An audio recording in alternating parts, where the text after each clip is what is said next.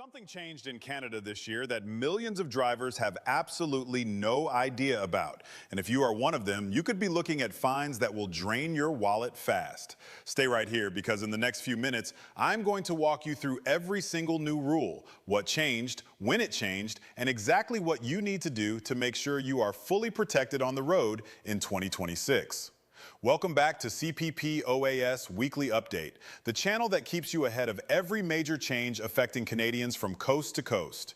If this is your first time here, hit that subscribe button right now because we cover everything you need to know to protect your money, your benefits, and your rights as a Canadian. Now let us get into this because it is more serious than most people realize. Let us start from the very beginning. Canada has been going through one of the biggest overhauls to its driving and licensing system in over a decade.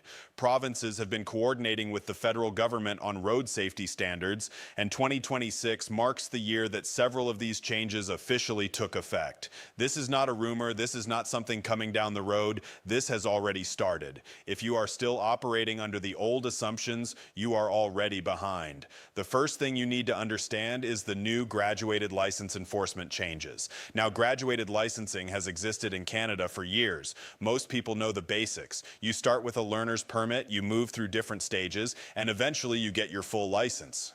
But here is what changed. The monitoring and enforcement of these stages has been significantly tightened. In the past, violations during a graduated stage might result in a warning or a modest fine. In 2026, the penalties have been restructured and they are much steeper. We are talking about fines that can reach into the hundreds of dollars for a first offense and escalating from there. More importantly, violations can now more easily trigger a full stage reset, meaning a new driver who is almost at full license status could find themselves pushed back to an earlier stage because of a single infraction. Why does this matter to our audience on CPP OAS Weekly Update? Because many of our viewers have grandchildren, children, or family members who are going through the licensing process right now. You need to share this video with them. A stage reset does not just mean more waiting time. It means more money spent on driving lessons, more testing fees, and potentially a delay in that young person being able to drive themselves to work or school. The financial impact on a family can be very real. Now let us talk about something that is affecting drivers of all ages, and that is the new license renewal identification requirements. Starting this year, several provinces have updated what documents are acceptable when you go to renew your driver's license. This is connected to a broader federal push toward more secure identification standards. What used to be a simple renewal where you walked in with your old license and maybe a piece of mail is no longer that straightforward in many regions. Some provinces are now requiring a combination of documents that prove your identity, your citizenship or permanent residency status, and your current address all at the same time. If you show up without the right documents, your renewal will be rejected. You will have to come back. And here is where it gets tricky. If your license expires while you are sorting out your documents, you can face fines for driving on an expired license. That fine can sit anywhere between $100 and several $100 depending on your province, and it goes on your record. This is not something you want to deal with, especially when it is completely avoidable. We are going to take a moment to talk about seniors specifically because this channel is built around supporting Canadians who are navigating CPP OAS and all the systems that affect their financial security in retirement. For older drivers, there are new medical review requirements that have been updated in several provinces this year. The age thresholds and frequency of mandatory medical reviews have shifted, and the criteria that physicians and optometrists use when submitting reports to the licensing authority have been updated to align with newer road safety guidelines.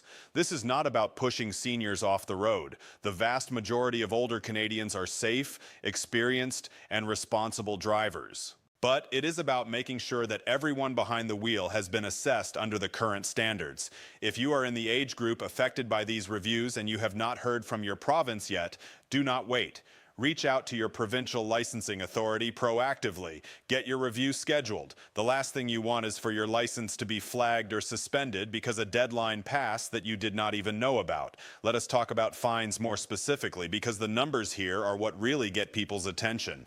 Across most provinces, the fine structure for driving-related violations has been updated upward in 2026. This includes fines for distracted driving, which continue to be among the harshest in the country. In provinces like Ontario, British Columbia, and Nova Scotia, distracted driving fines can now exceed $1,000 for a first offense when you factor in the base fine, the victim surcharge, and court fees. Add in the demerit points and the insurance premium increase that follows, and one moment of looking at your phone can cost you thousands of dollars over the next few years. But here is what many people do not realize. The definition of distracted driving has also been broadened in several jurisdictions. It is not just about your phone anymore. Using any handheld electronic device, adjusting a built-in GPS system while moving, or even eating in a way that is deemed to impair your control of the vehicle can now fall under distracted driving in certain provinces. The message is simple. When you are driving, nothing else. There is also a significant update around insurance verification technology. Several provinces are now participating in a real-time insurance verification pilot that allows law enforcement to instantly check whether your vehicle is currently insured the moment they run your plates. This means that the old approach of carrying an outdated insurance slip and hoping nobody checks too closely is completely finished. If your insurance has lapsed even by a few days, it can now show up immediately during a routine traffic stop or even at a photo radar checkpoint. Driving without valid insurance in Canada is not a minor offense. Fines start in the thousands of dollars, you can have your vehicle impounded, and in repeat cases, you can face license suspension. Now let us talk about something that connects directly to the financial security focus of CPP OAS Weekly Update. If you are a retiree living on a fixed income from your Canada pension plan and old age security, an unexpected fine or insurance crisis can be genuinely devastating.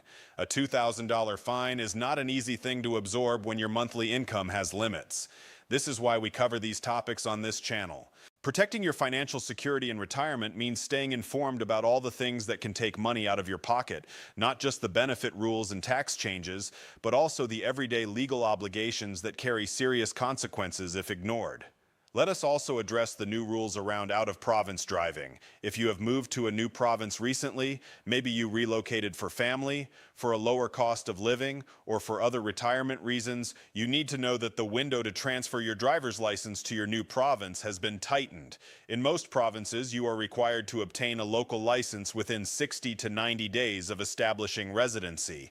In the past, enforcement of this was inconsistent. In 2026, the crackdown is real. Police are being directed to check for provincial residency mismatches during traffic stops, and if your plates say one province but your documented address says another, you will be asked questions and potentially fined. The transfer process itself has also changed in some provinces. You can no longer simply swap your old license for a new one in every case. Depending on where you are moving from and where you are moving to, you may need to provide additional documentation, pass a knowledge test, or in some cases, complete a driving evaluation.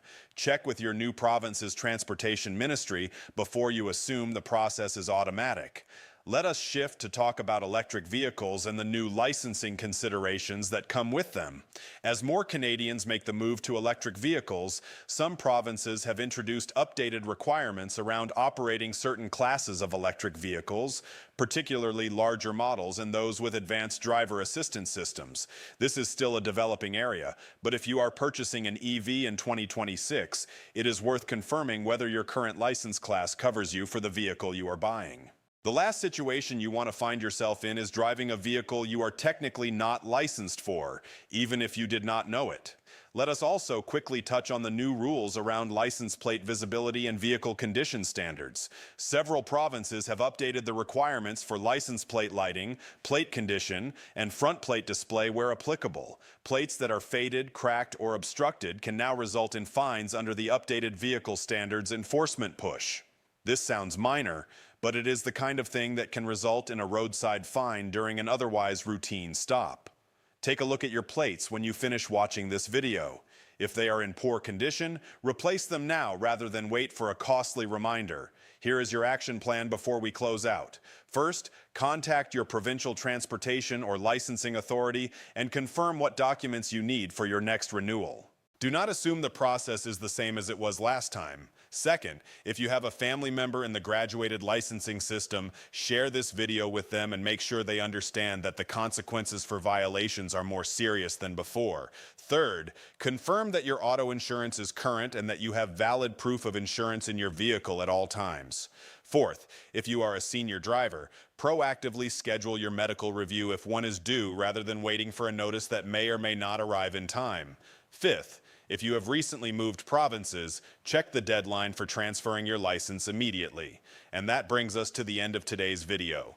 This is exactly the kind of update that CPP OAS Weekly Update exists to bring you. These are not the flashy stories that everyone is talking about, but they are the real changes that affect your daily life and your financial security in ways that matter deeply. If you found this video helpful, please give it a thumbs up because it helps other Canadians find this information before it costs them money. Share this video with someone you know who drives in Canada because there is a very good chance they do not know about these changes yet. And subscribe to CPP OAS Weekly Update if you have not already, because we are here every week with the information that protects your wallet, your benefits, and your future. We will see you in the next one.